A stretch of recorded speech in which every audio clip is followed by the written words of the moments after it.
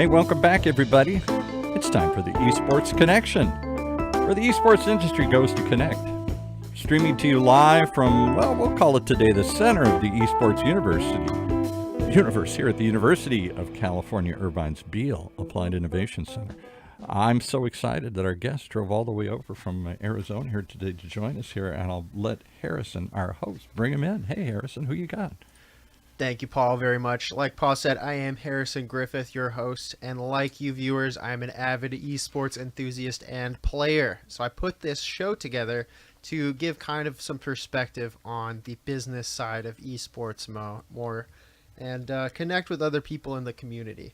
Sort of like an online campfire, you could say, where people come to connect and learn about people in the business making it happen, just like you, Jay.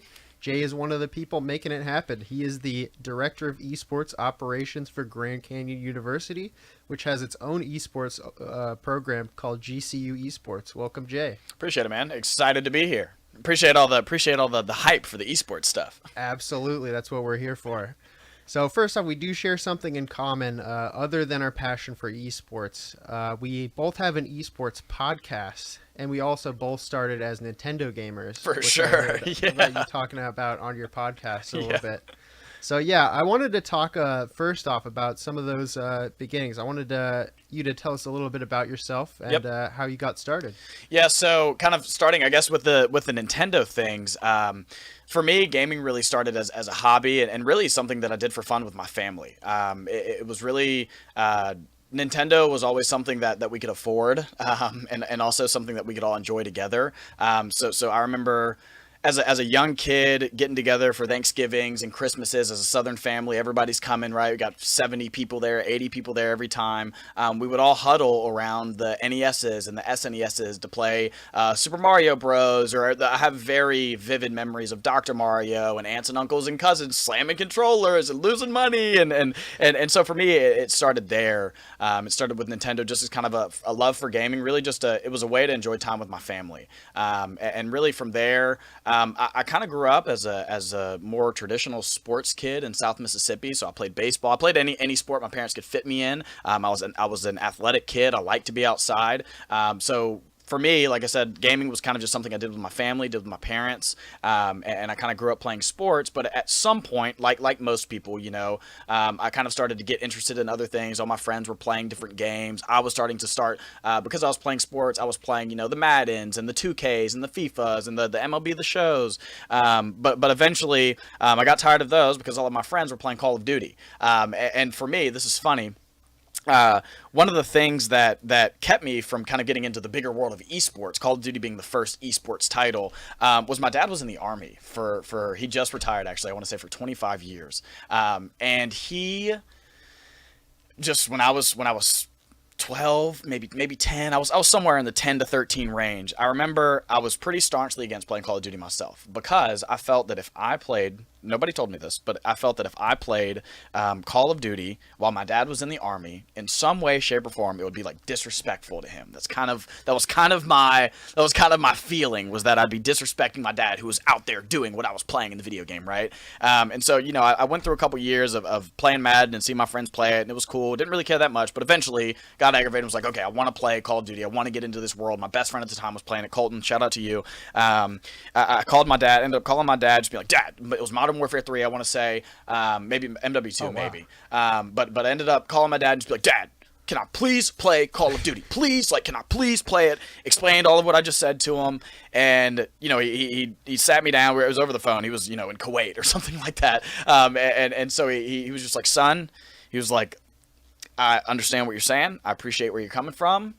You can play Call of Duty, dude. Like, it's not that big of a deal. I don't know where you got that from. Kind of stupid that you even called me about it, but go play Call of Duty. Like you got it. And really, for me, from there, that's there's a lot of other moments that esports was sold to me. But from there, when I picked up Call of Duty, the big moment that I can point to was the 2012 X Games. I played COD, and COD was a big deal for me. And something that I realized was just as I was going through middle school and high school was that COD could kind of be the same solution for me as sports was, right? So it could be the same entertainment outlet.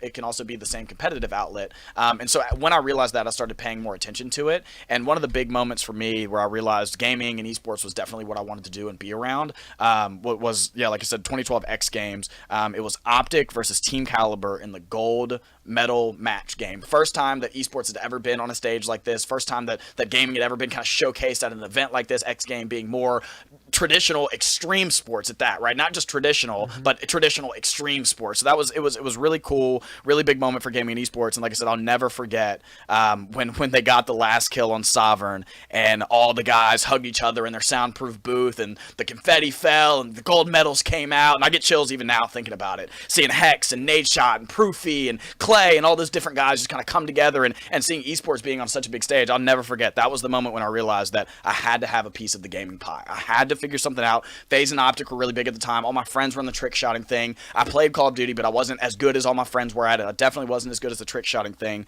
But Call of Duty was kind of got me into that moment. Call of Duty in that moment got me into what I would say was kind of the rest of my life in gaming and esports. And then past that, after I got on the COD and after I fell in love with it in 2012, my neighbor had, and I like to say it's the world or God or however you want to put it, the world put my neighbor next to me, and he played League of Legends.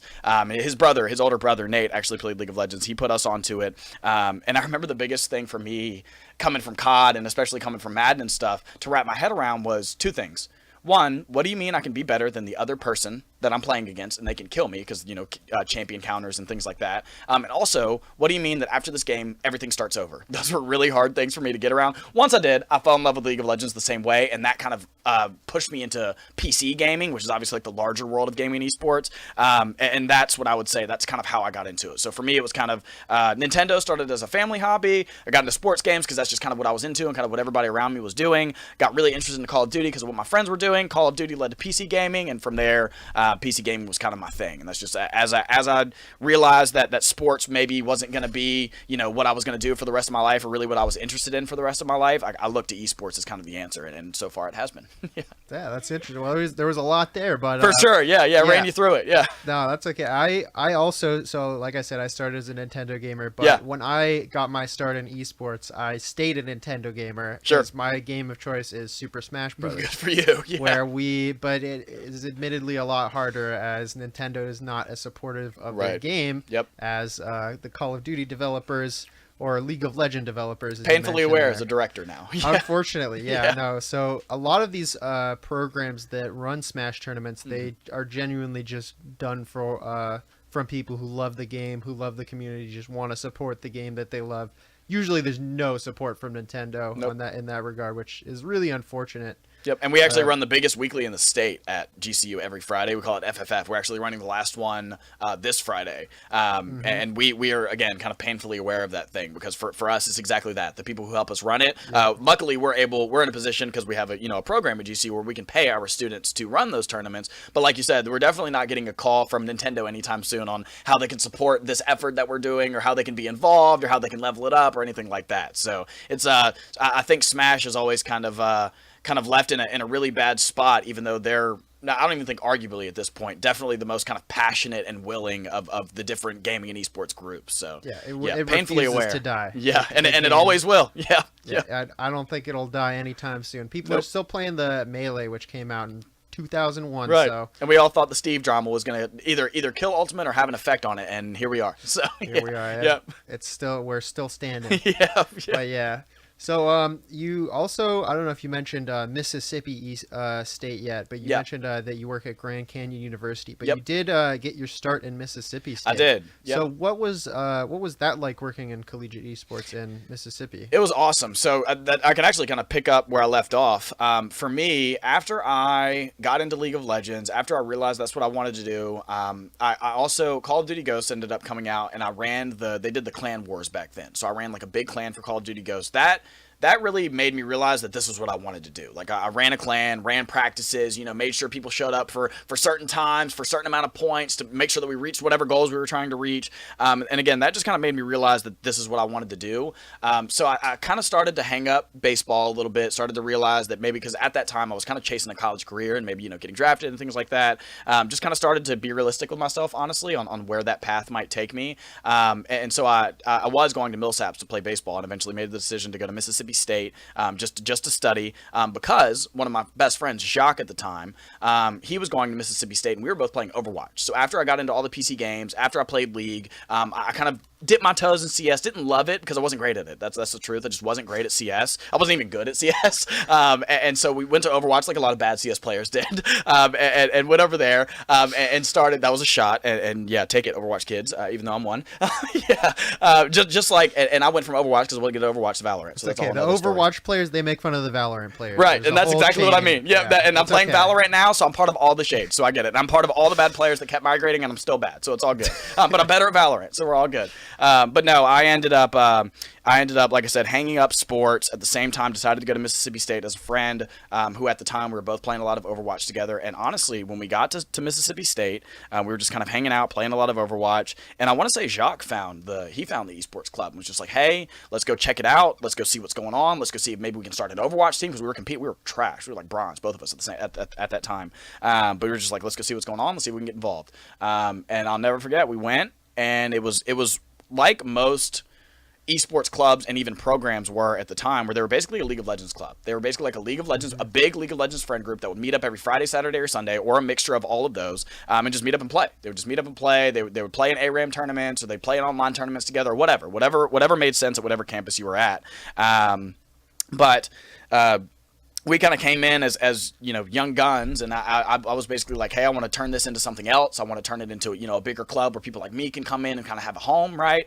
So Jacques and I started the Overwatch team, and we got jerseys, and we created a brand, and we made a Twitter page and an Instagram page and a Facebook page, and we were making content. We were playing in these tournaments, and I'll never forget. The president basically came to me a month or two later and was just like, hey, this is yours now. I'm leaving, and in January it's going to be yours. There's a lot of people standing in line. This is going to make a lot of people mad, but this is yours now. And really, from there, so we started the team fall 2017, which was when I started school, and then I got handed the club as a freshman in January to February 2018. So from there, started the team, eventually grew it from, like I said, a 30-person League of Legends club to the biggest club, still the biggest club on their campus, just total, at about 800 to 1,000 people. I assume they're bigger now, but that's where I left it.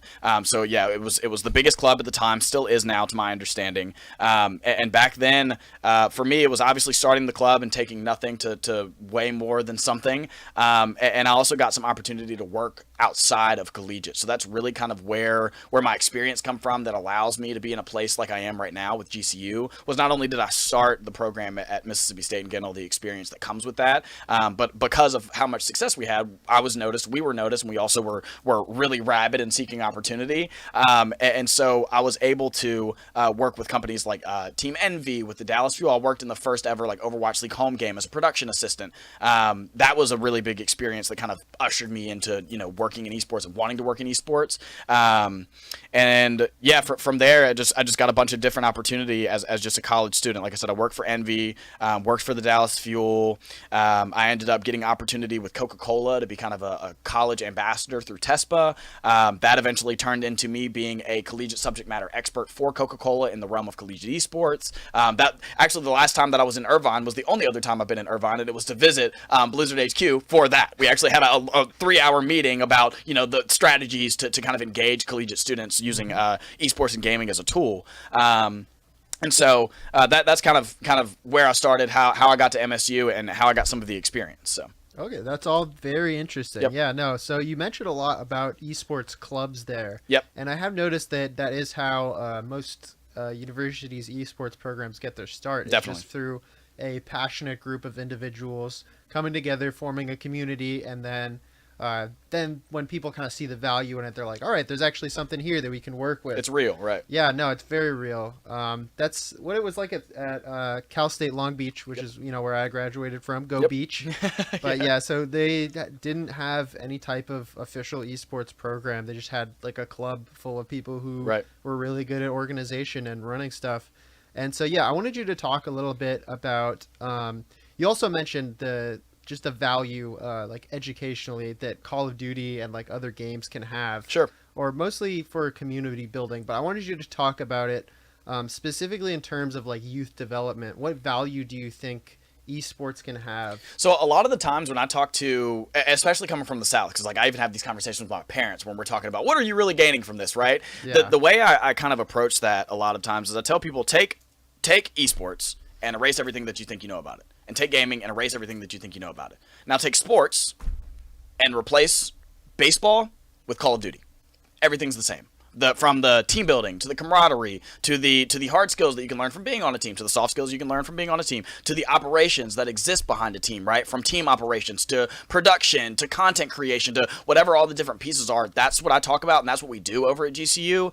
Because kind of to the other end, I think esports and gaming, and when people have a positive opinion of it, they see it as what it's sold as, right? They see it as Ninja making millions of dollars as a streamer, right? Or Booga getting paid millions of dollars for winning a Fortnite tournament, right? That's what a lot of parents and older people believe about gaming and esports, because that's what they're sold, like I said. But what we kind of try to talk around and what we try to create is a narrative that's away from that, because I think that's kind of in the best interest of our students long term, is really to help them understand esports and gaming at an operational level. Because I do think that there is a future where Ninja is everywhere, where you get a Ninja every single year, right? You got this guy or a Booga every single year goes off and wins millions of dollars or makes millions of dollars, but there's only one Ninja. There's only one Dr. Disrespect. There's only one, JD. There's only one Nadeshot. There's only so many of these people, right? And there's only, I would say, scarily, like it's scary for me to say this, but I would say that there's only so much room for people like that, right? In a space like gaming and esports right now. It's just we're not a very big industry. We're also a really young industry. When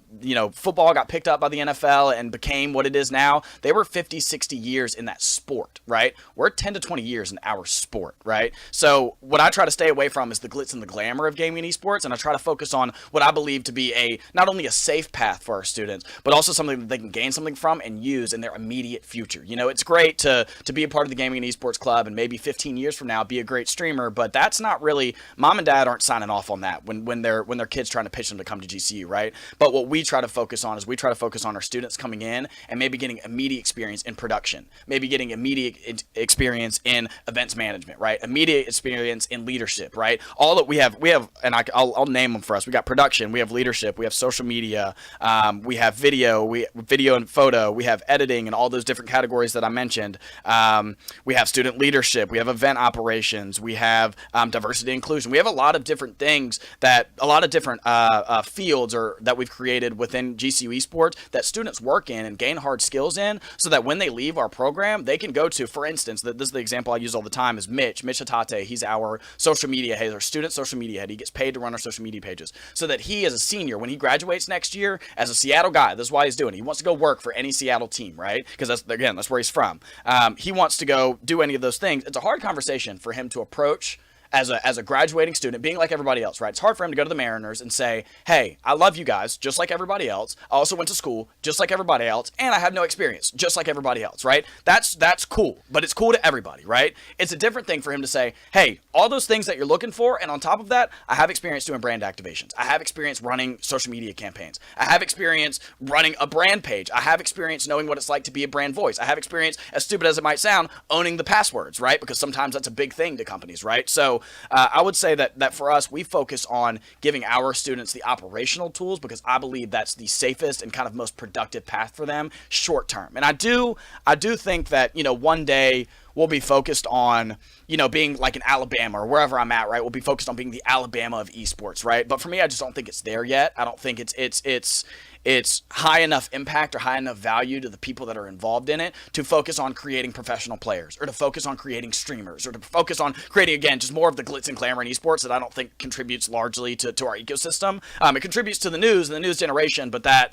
doesn't really turn into opportunity for my students or jobs for my students, right? So we try to focus on that. That's what I would say. We focus more on the operations and the business side. Yeah, that's very the operations aspect, like you said it perfectly. That's just the most important part, just being realistic and representing like the true opportunities that are out there, because people do try to focus on the like kind of over glamorized aspect of just being a Twitch streamer or having a large social media following, and that does kind of overshadow the reality of how many people are working behind the scenes in this industry for real. Because the majority of Twitch's market really is those huge streamers like the XQCs, Hasanabis, the Pokemains, these massive streamers. You're LeBron Jameses of the gaming world. Yeah, no, that's how they get. And they know this, and that's why it's so appealing to these people, is because you see these people that make millions. But for every one of those people, there's a billion kids who just did not make it, who are sitting at have streamed for 5 years and are still sitting at 10 viewers. Absolutely, right. So it's very important to be realistic about it. It's like the lifeboat scenario in the Titanic. Where it's you can either teach everyone hey, you should strive to be in that lifeboat, right? But realistically, there's 10,000 people. There's only 100 room in the lifeboats. Right. It's better to teach everyone to swim. Absolutely right. Point, yeah. Right? And that's kind of how we look at it too. Like I said, it's for us, and I've got a big aside that I can get on about the storylines we see at GCU from a professional player side and the operations side. But the truth is, in short, is I just think that is the best, and I hate to say safest, because I'm not a safe guy by any means. I don't live safely. I don't move safely. But when I think about the future of our students' success, I like to put that in a safe bracket for them, right? I like for them, our students, especially we both know, right? As a senior in college, it's really scary to think that your world's going to break down. It's really scary to think that this world that you live in is about to get shattered, and you're about to find out that you're going to step out in the real world where at the bottom line, people don't care, right? And I'd rather our students feel safe moving into that environment rather than feeling like, oh, well, if I'm not Ninja, what am I going to be, right? If I don't have 1 million followers on Twitch tomorrow, or on Twitter or on Instagram or whatever, what am I going to be? Versus if I just get my degree in social media, if I do this experience in social media and I go get a job at $80,000 a year working for the Seattle Mariners, I'm good, right? Mom and dad are good. I'm good. I can start. If I want to be a streamer, I can at least start from here, right? Rather than, okay, I chased the streaming dream. I dropped out of college. Now I'm back at mom's house with no experience, no education, no nothing to show, and I'm 3 years later, right? So that's just kind of, I try to avoid that for our students, mainly because I was 6 months away from that, right? If this esports dream didn't work for me, I'm there, right? So that's, and operations is what saved me, and I tell that to my students too. I'm not, and again, as kind of a college dropout, come from Mississippi State, I don't think not going to college is the answer at all. That's what worked for me, but that's definitely not the answer. I think students should go to college, and they should go to colleges that have programs like ours where they can gain not only the education and the knowledge on what it is that they're doing, but also the real world experience and expertise on what it is that they want to do, right? Because even for our students, a lot of them will come in and say, hey, I want to do social media because I want to work in social media for the rest of my life because I love Twitter.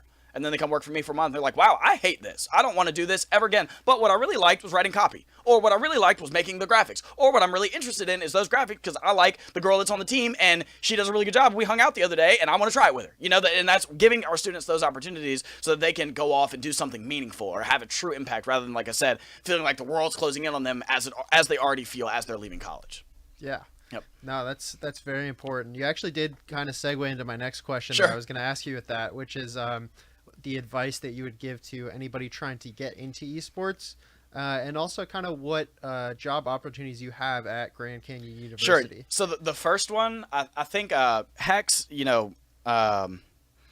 Hex, the founder of Optic Gaming, he had a clip that went viral a while back where he talked about making it in esports. And I think in his little clip, he summed it up perfectly, and I'm going to kind of echo it, is sacrifice. I think that's something that people like to talk about. It's kind of a buzzword, when you talk about succeeding and things like that, especially succeeding in the esports world. But when I think about my path on esports and the moments where I made a choice on, what I was going to do, where I was going to go, or what I was going to miss out on as a result, every moment where I was faced with, or I could see my family, or I could see my girlfriend, or I could sleep in, I never chose the comfortable option. I think one of the biggest things for me again, just being a Southern guy who grew up around his family, that was really hard for me to swallow, but I did. And I think as time goes on, maybe I'll regret more, because I feel I regret it now, was I missed a family Thanksgiving and Christmas to work. I went to Dallas instead to work because I felt like it was important. And I am here today, so I believe it worked, right? So it's hard for me to say I completely regret it, but it's something that didn't feel great, right? It's something that, I'm having to talk to I'm working at the super exciting event that I'm posting about, and everybody in my circle is excited about it, right? But my family's kind of looking at me like, hey, what the heck? Like, you're not home with us. It's cool that you're making money and working your career, but it's a different thing when your 90-year-old grandma calls you that you haven't seen in 2 years, and she sums it up as, you chose money over family. You know what I mean? And that's those moments like that, I think people have to be willing to put themselves in, because I think a lot of times people see sacrifice as, oh, I'm not gaming, or I'm not hanging out with my friends, or I'm not, like, no, I didn't see my grandma, you know what I mean? Or like, no, I didn't go home and see my family, or like I said, I didn't sleep for 2 years while I was at Mississippi State, that's, and I mean that, so I dropped out of college, you know what I mean? Like, I took some serious risks and made some serious sacrifices to kind of get where I am in gaming and esports today. And I don't think you need to throw your life away. I don't think you need to be willing to throw your life away, but I think you need to be willing to make serious sacrifices to make it in gaming and esports, because I know that I wouldn't be here had I not made some of those very real sacrifices. So that would be my advice to anybody who wants to work in gaming and esports, is be prepared to make real sacrifices, because I think anybody who's made it know that there's a combination of two things, and that's hard work and luck. I think those things are going to happen for the people they're going to happen for anyway. I think you don't even have a chance if you're not willing to sacrifice. So make sure you do the hard work. If you do the hard work, you'll get lucky. But I think if you're not willing to sacrifice on top of those two things, then you'll never find your way in a mainstay spot in gaming and esports.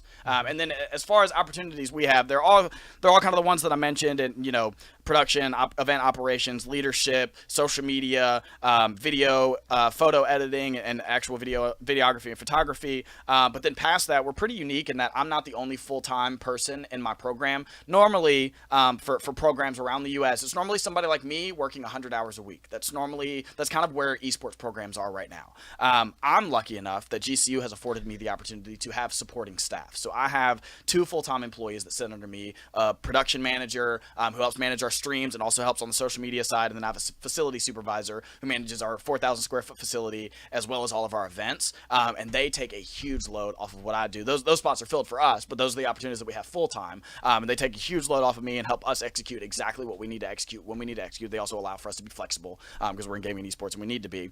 But then past that, we also have 5 part-time coaching positions. So for all the scholarship titles that we have, being Rocket League, League of Legends, Overwatch, Smash Brothers, and always Valorant. Always forget the last one no matter what order I go in. Valorant being the last one. And so those are kind of the full-time and part-time opportunities that we have. And then, like I said, we're anywhere between, at any given moment, 50 to 70 part-time student workers, 20 hours a week, wow. which is full-time for them because they're students, right? So they're basically 20 hours a week at school, 20 hours a week doing esports. So those are kind of the opportunities that we have for our students and also for people outside of GCU. Yep. Well, that's great. No, thank you very much for letting us, cueing us in on some of the opportunities there at GCU. Yep. So the last question that I wanted to ask you to close us out sure. was, you mentioned Mario Brothers, you mentioned a little bit of Call of Duty, yep. but I wanted you to pick, I'm putting you on the spot, I want you to pick your favorite video game of all time. Doesn't necessarily have to be an esport. Could be any video game. I'll give you it's a little story attached, and it's weird for me because it's not in the same categories as the one I've talked about. It's in the Nintendo category, but not in the same way. I would say Legend of Zelda: Breath of the Wild. Not a big Zelda guy. Played Zelda growing up, as in I'm not as into it as the people who are into Zelda, right? But I'll never forget. I loved Breath of the Wild, loved the open world concept, and my dad came and visited me in college at the time that game came out. And my dad and I didn't really have a relationship growing up. Jason DeShong is my dad.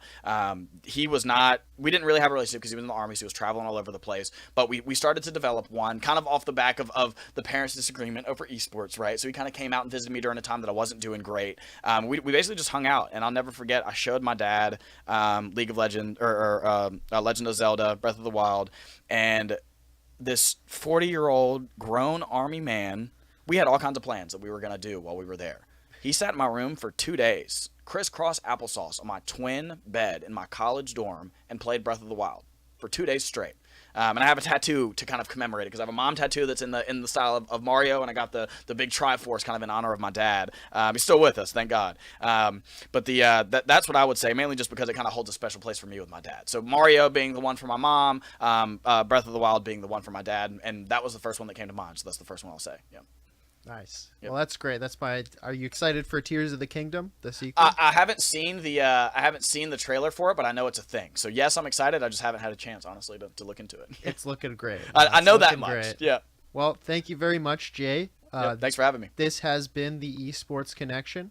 I'm your host, Harrison Griffith, and we'll see you next time. Thanks for listening, Anna.